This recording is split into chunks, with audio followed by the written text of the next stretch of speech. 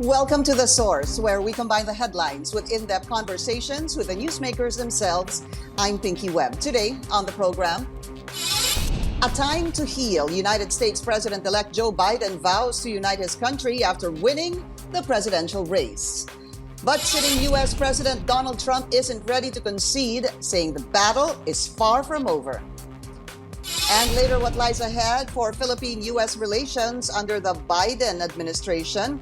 Georgia State District Representative and Filipino-American politician Marvin Lim and former presidential spokesperson Edwin Lacierda join us live.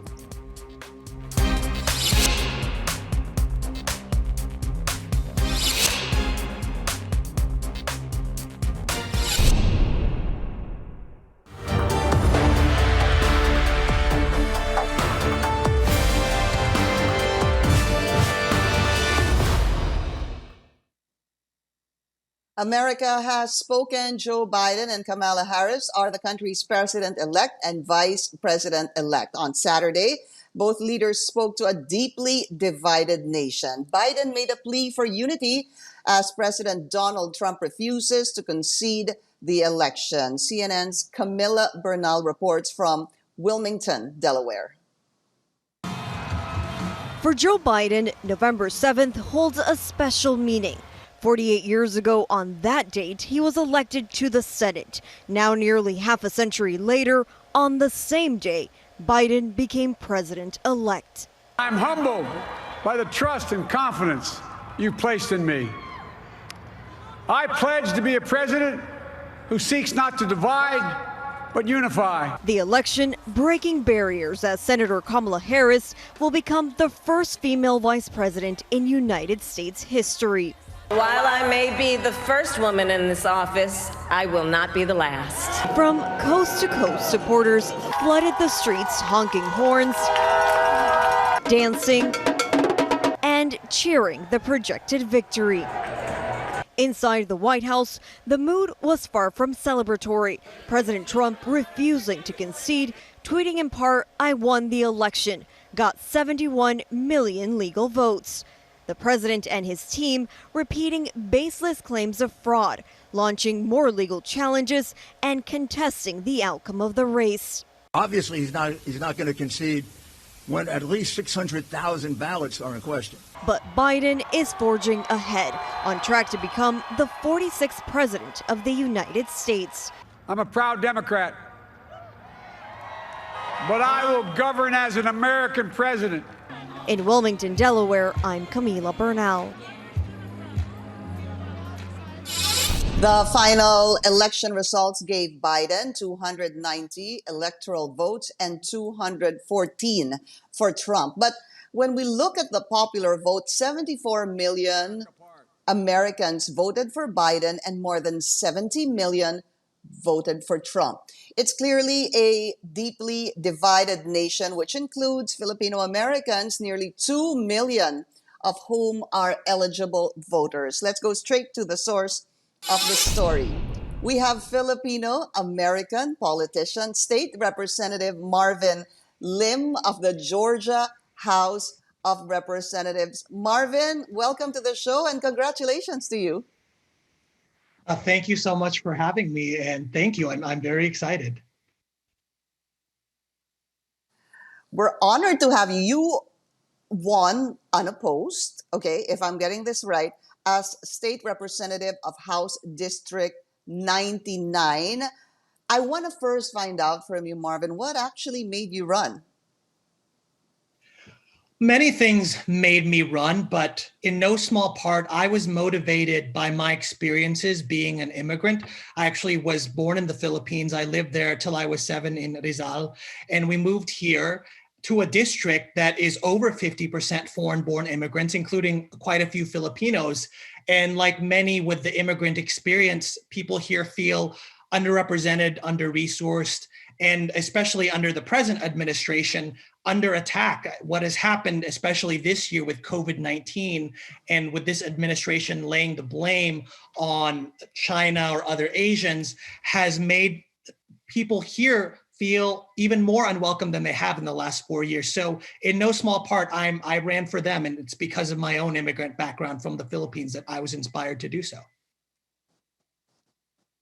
So you focused your campaign on that. I focused a large part of my campaign on that, absolutely. Being in such a diverse district with a lot of immigrants, and not just from one region of the world, even in my area, there is, if not necessarily division, then there's certainly a lot that we can do to help people get along and work together. So that's what I really want to do. And again, that's very topical in this day and age in America, with especially what we need to do moving forward after these results. You were born in Quezon City, if I'm not mistaken, and you said that you lived in Rizal, and you went to the United States, 7 years old? Yes, I went in 1991 when I was 7 years old.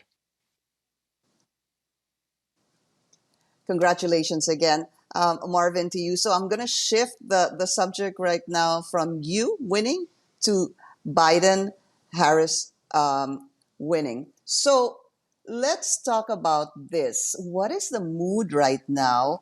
You have 74 million votes for Biden, 70 million from Mr. Trump, President Trump refusing to concede. Tell us, what is the mood? What's happening there right now? A mood, as a Democrat, I can definitely report that there is a very celebratory mood, not only in Georgia, but across the country. There are, again, many people that have waited for this day, the 1,500 days almost that passed between November 6, 2016 and the last presidential election. So many people have worked and sweated for what has been announced yesterday. At the same time, not everybody is celebratory. This is certainly a divided country, both here in Georgia as well, again, everywhere in the United States. There are protests. There are people standing with President Trump, wanting the votes to be counted, believing in the baseless claims of voter fraud. So it's very much a very mixed mood. I right now am choosing to focus, however, on the celebration and the change that we can make and how we can move forward in this challenging time.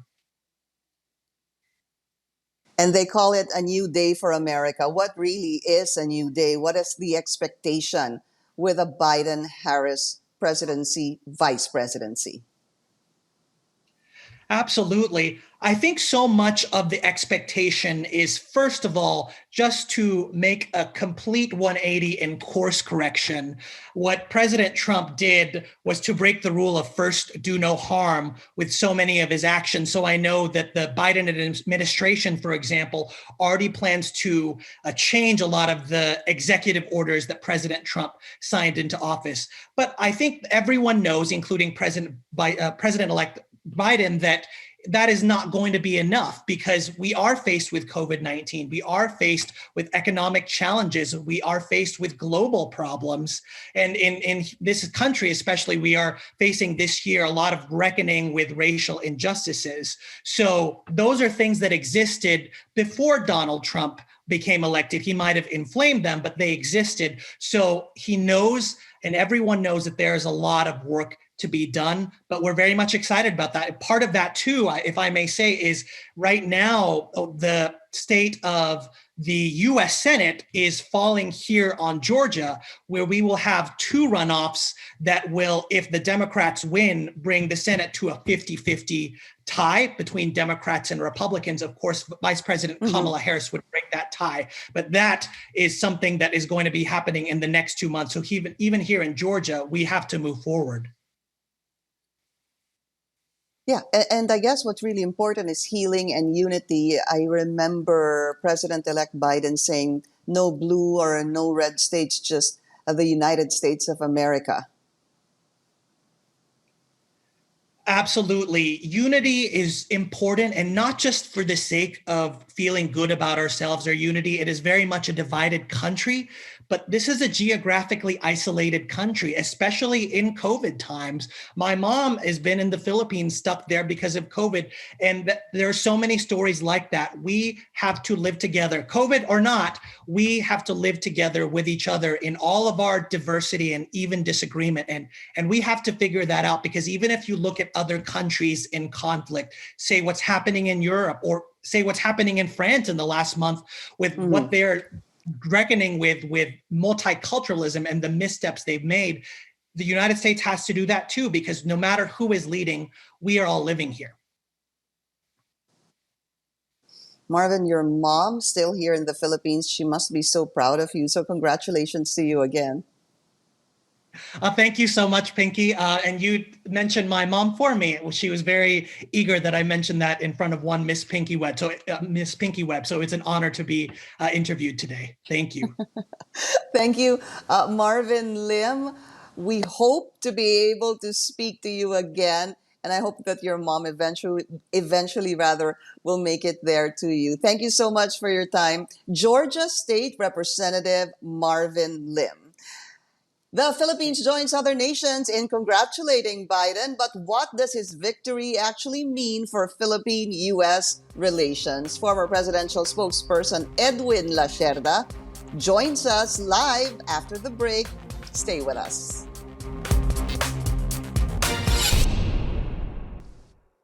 You're watching The Source on CNN Philippines. Amid the celebrations, world leaders are congratulating the 46th President of the United States, who will be inaugurated on January 20th of next year.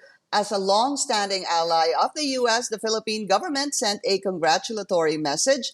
Presidential spokesperson Harry Roque said, and I quote, "We look forward to working closely with the new administration of President-elect Biden, anchored on mutual respect, mutual benefit, and shared commitment to democracy, freedom, and the rule of law." Heads of state of the UK, France, Germany, Canada, Japan, and Qatar were among those who congratulated President-elect Biden. Biden's victory puts Donald Trump in a rare presidential club. Trump joins 9 other presidents who served for only one term.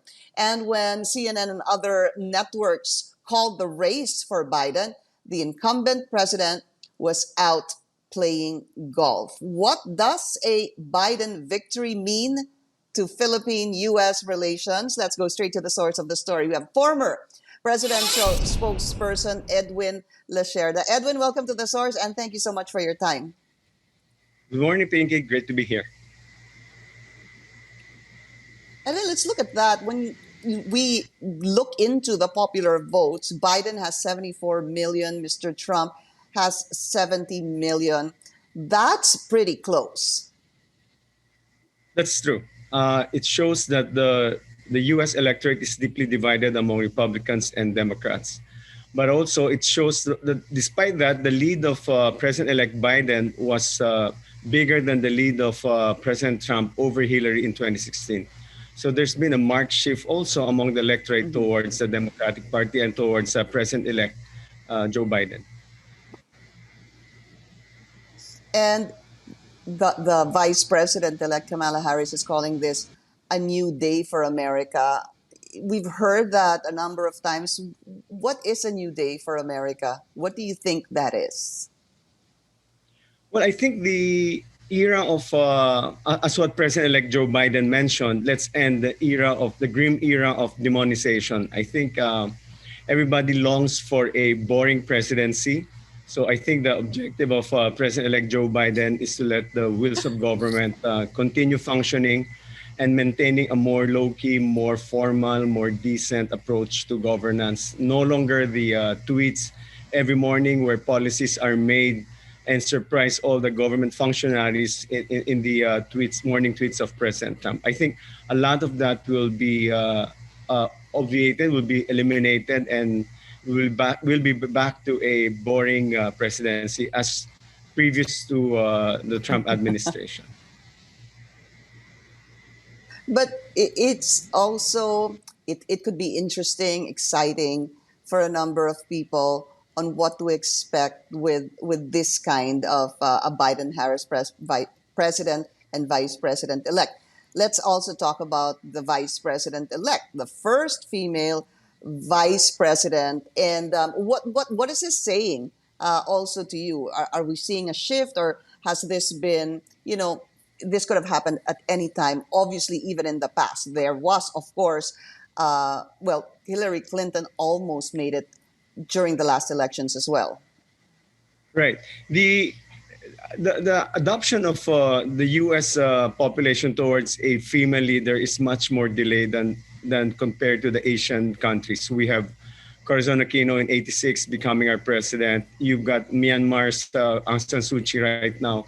So the idea of having a woman leader is something novel, but it started beyond that. It started during the time of, I think in the 70s, Geraldine Ferraro was the first U.S. female vice presidential candidate. Unfortunately, she lost. But it took a while before the glass ceiling was broken. So right now we are, obviously the most recent one was Hillary Clinton, where everybody expected her to win, but unfortunately she did not. So this is the first time that we have a Black African American and a woman of South Asian descent becoming a female vice president.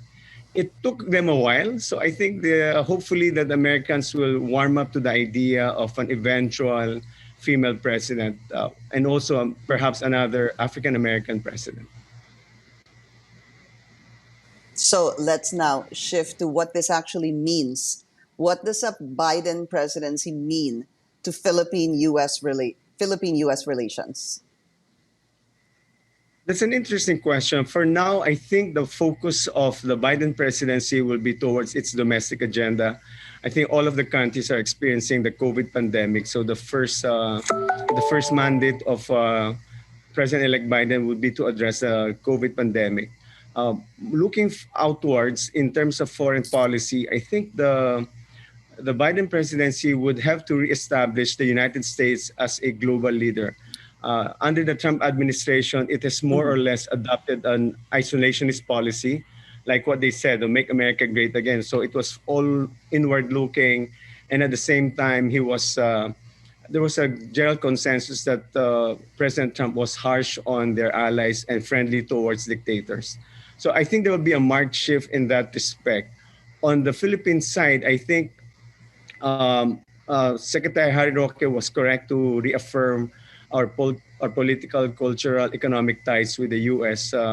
For most of us who don't know, 40% of our OFW remittances are coming from the U.S. 70% of our BPO revenues are coming from the U.S. We're the fourth fastest ethnic growing group in the United States, not to mention our historical, political, and economic ties. So you will see a strengthening again of those ties. But I think one of the more fundamental difference would be Democrats tend to give more emphasis on human rights. So I think that's one part where the Trump administration would tend to not give attention to, with the exception of some specific interests like the Uyghur minorities in China. But by and large, we have been left largely on our own. In fact, our shift, despite the mandate of the Duterte administration towards an independent foreign policy, we have shifted more closely to China and also to Russia. And so hopefully this new attention, this new presidency on the part of the Biden administration will give more emphasis towards us. Also, I think one more important thing is in terms of the direction towards South China Sea, as everybody also may not know, 30% of the world's trade fly through the South China Sea. I think the Biden presidency will reestablish its thrust on the freedom of navigation. I think under the Trump administration, the military has not neglected its role. The U.S. military, has not neglected its role, but there will be a heightened emphasis on the South China Sea towards freedom of navigation. So much to discuss, but we need to take a very short break. While we're on break, we're going to discuss the issue on human rights with former presidential spokesperson Edwin Lacierda. We will be right back.